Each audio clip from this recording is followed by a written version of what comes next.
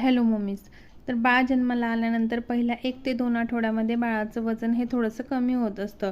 म्हणजे जर बाळ हे 3 किलोचं जन्माला आलं असेल तर त्याचं वजन हे 2.5 ते 2,700 2,800 इथपर्यंत येऊ शकतं. ते बऱ्याचशा बाळांचं नाही, ऑलमोस्ट सगळ्याच बाळांचं हे कमी होत असतं.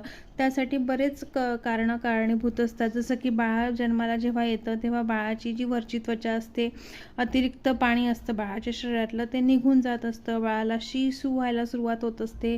त्यानंतर बाळाचं अजून फिडिंग, लॅच वगैरे या गोष्टी व्यवस्थित झालेल्या नसतात. बाळाची झोप रेग्युलेट व्हायला वेळ लागत असते. या सगळ्या आणि बाळ बाहेरच्या वातावरणापासून स्वतःला तयार करत असतं बाहेरच्या वातावरणामध्ये फाईट करण्यासाठी. ह्या सगळं स्ट्रगल बाळाला अगदी जन्माला आल्यापासून करावं लागतं.